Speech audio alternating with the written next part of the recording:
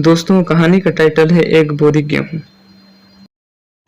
आइए दोस्तों सुनते हैं एक नई स्टोरी, एक बोरी गेहूं। प्रतापनगर एक बहुत ही संपन्न राज्य था।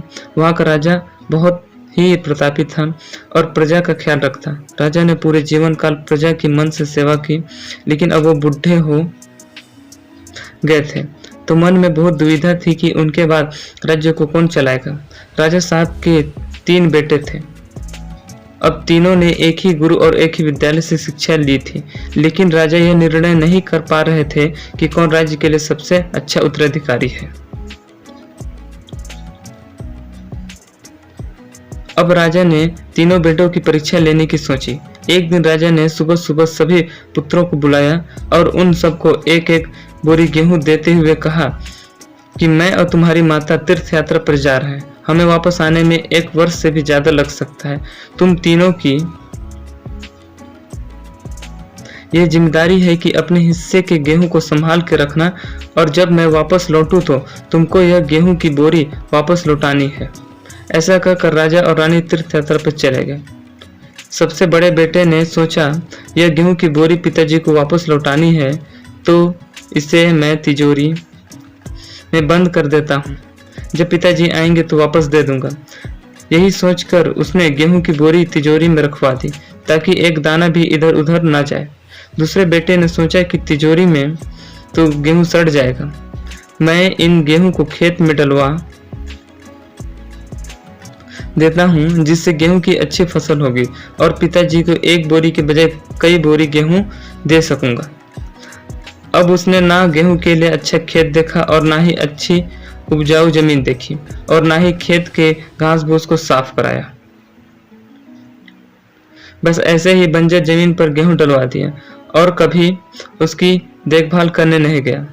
उसे लगा कि अब अपने आप फसल आ जाएगी। तीसरा बेटा ज्यादा समझदार था। उसने अपने मित्र के साथ मिलकर एक अच्छा खेत देखा जो बहुत उपजाऊ था।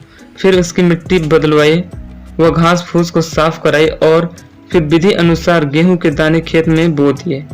पूरी लगन और मेहनत से खेत की हिफाजत की, समय पर खाद पानी सब कुछ दिया। साल भर बाद पहली फसल आई। उसने फिर से उसे बोया, फिर और अन्न उपजा। खेत खलिहान लहलहाने लगा। राजा यही कोई 3 वर्ष बाद वापस आए। तीनों पुत्रों को देखकर बहुत प्रसन्न हुए। साथ ही मन में इच्छा थी यह जानने की बेटों ने गेहूं के साथ क्या किया। पहले पुत्र ने जैसे ही तिजोरी खोल के दिखाई, अंदर से बहुत बदबू आ रही थी। सब कुछ सड़कर राख हो चुका था। पिताजी ने कहा, यह अन्न है जिससे हम सबका जीवन चलता है, और तुम इस देखभाल नहीं कर पाए, तुम क्या राज्य संभालोगे। अब दूसरे बेटा पिता को एक जगह पर ले गया जहां उसने गेहूं को डलवाया था। वहां जाकर देखा तो जंगल था, बड़े बड़े घास फूस खड़े थे, गेहूं का तो नामो निशान ही नहीं था। राजा बहुत नाराज हुए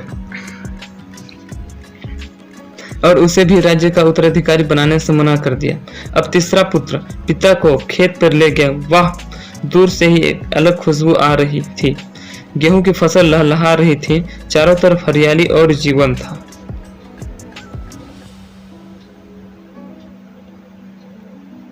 और उस खेत से 50 बोरी से ज्यादा गेहूं उत्पन्न हो चुका था, और आज भी खेत में फिर से फसल खड़ी थी। राजा का मन देखकर बहुत प्रसन्न हुआ और राजा ने तीसरे बेटे को अपने राज्य का उत्तराधिकारी बनाने का निर्णय लिया। दोस्तों, उस राजा की तरह भगवान ने भी हमें कुछ गेहूं संभालने की जिम्मेदारी दी है। वह गेहूं है हमारा जीवन, जिसे हम बेकार के कामों में नष्ट कर देते हैं। ईश्वर ने जीवन दिया है ताकि दुनिया का विकास हो सके। आपके ज्ञान को बढ़ाना है और उसे बांटना, लेकिन हम अज्ञानी लोग इस जीवन को सड़ा देते हैं, और अंत समय ईश्वर पूछता है कि जीवन में क्या किया। जवाब होता है कुछ नहीं। अपने मन की जमीन को साफ करिए, उसमें जो घास फूस है वो हटाइए, मन से गुस्सा द्वेष को हटाइए और अच्छाई के बीज बोएं। फिर ईश्वर आपसे बेहद खुश होंगे। धन्यवाद।